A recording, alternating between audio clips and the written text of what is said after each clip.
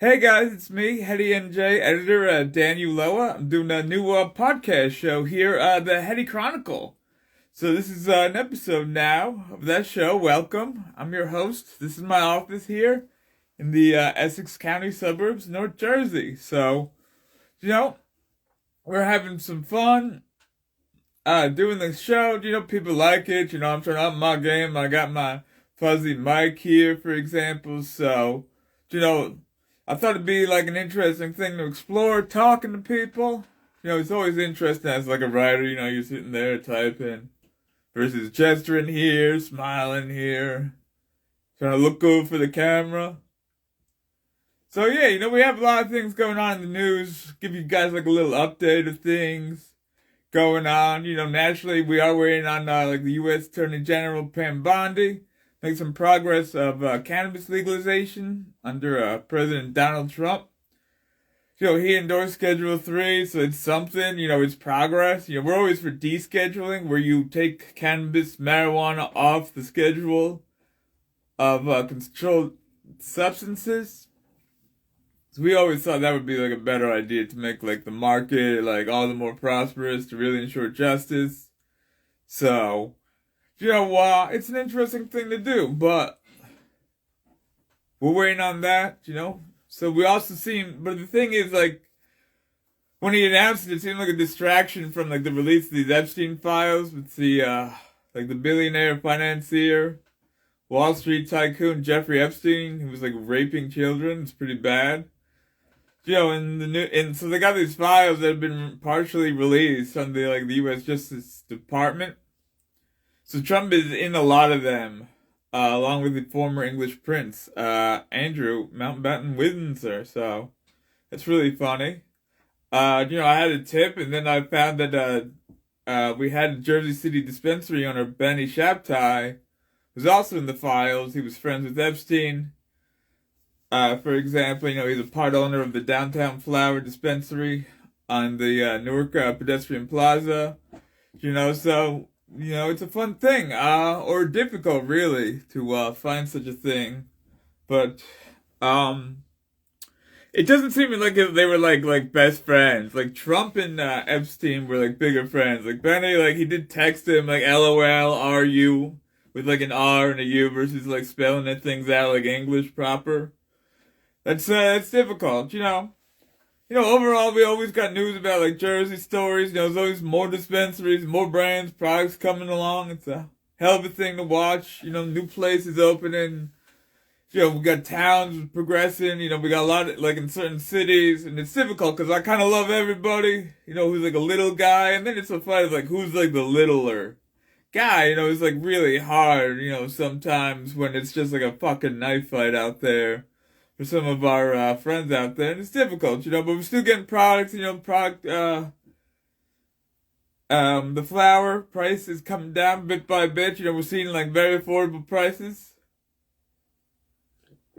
A lot of the large MSOs, multi-state operators, they're able to put out like a cheap product, and like the normies like that, our faithful always like quality cannabis products in contrast, so that's always like a hell of a thing to figure out, like the normies are like, I guess like some of them liked like the prices of smoke shops. That's always like a big thing. There's a lot of questions of quality around smoke shops, bodega weed. So we're watching how that plays out. So we'll see.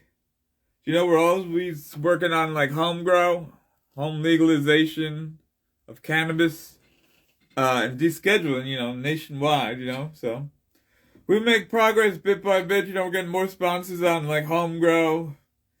For example, we had Molly Ann Farms like did a shout out to home grow at their like market promo.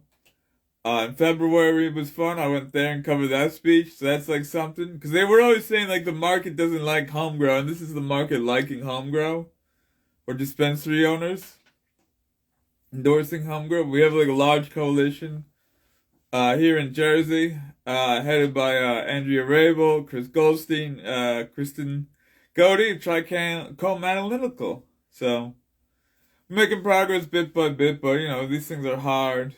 But like we have made a lot of progress here in Jersey. with our market. For example, we've always been for like a diverse, inclusive, market with a lot of locals, a lot of female, a lot of minority business owners, a lot of Hispanic business owners. It's always a big thing of me being a first generation Peruvian. It's always an interesting issue. Yeah, I bet you didn't know that or expect that. That's alright. So we got a lot of things going on, here in the market, and it's really like a great time. Like we're making progress bit by bit. We got a governor, Governor Cheryl had her budget address yesterday. Didn't really mention cannabis, but she also doesn't seem to hate weed. So we'll see what happens. Like there, I've heard a lot of talk of like rumbling and like new issues with like a new chair, but I don't know what's going on. Yeah, it's always like funny when sometimes they like you. Less as like a journalist, versus advocates. That's always like an interesting compare and contrast. The nature of my long experience in cannabis in Jersey, in Trenton, actually. But yeah, there's a lot of progress being made with local entrepreneurs, female entrepreneurs, and we want to celebrate that, and it's Women's History Month. So what better time to do that, So like, I think this is like a great time to do this. So this Saturday, March 14th, we want people to come to our Women and NJ Cannabis show and party at the Lobby Nightclub. It's in Elizabeth. It's off Route 1 by Newark Airport. It's a hella chiller place. I think you're going to like it, We want to make sure, everyone has a good time at the place, under, the Heady NJ banner. So, expect some surprises once you come in. It's going to be a great bar, food, and DJ. Make it a great party, yeah. Plus I'm going to host an episode of the show. We're going to be talking, I'm going to moderate a panel that time. So we're going to have Camp Paramin Buttercake CEO Marta Figaro, pioneer of illegal infused edibles here in Jersey. For example, we're also going to have Bud to Bloom CEO, Ariel Mizrahi. It's going to be like really good to hear her experience as a woman in a town that's not like one of these towns like Jersey City, for example, where it's like a big liberal city and they got like 1 million of them. So very different out there. We have Wednesday Married, the Quality Cannabis Dispensary Director, Community Engagement. Longtime member of the community, legacy to legal is always fun that way. And then we're going to have Ken Coverage, CEO Michelle Santos, talking about her experience. There, working on insurance issues and along with like, legal issues in the market and stuff with minorities for marijuana, medical marijuana, M4MM of New Jersey. So, yeah, we're going to be talking about how it's been for women in the market, all parts of the industry and community throughout Jersey. So we'll have them talking about their experiences, in this new legal era in the Great Garden State. So looking forward to having like a good time there. Should be interesting. For example, we got a lot of like people working with us, helping us out. We're really happy for our collaborator, Bazooka Dispensary of Elizabeth, along with our many sponsors like Garden Greens Dispensary in Jersey City.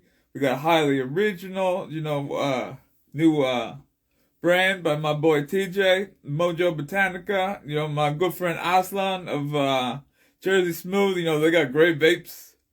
We got Smokies edibles, we reviewed them before. It's a women-owned brand from like elsewhere. It's like a really cool, chill company.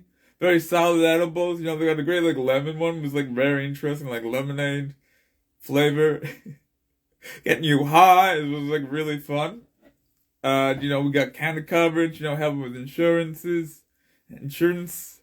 with companies in the legal industry. It's hard to be an entrepreneur in this industry. We're all like pioneers, fighting bit by bit, blazing a trail. It's intense.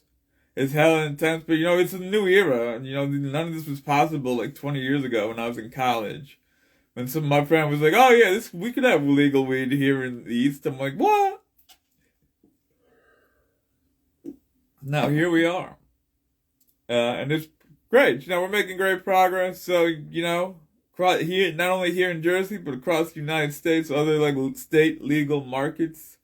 We have our friends across the river in New York. They passed their bill after ours. Their market's very interesting. Being New York City, New York State.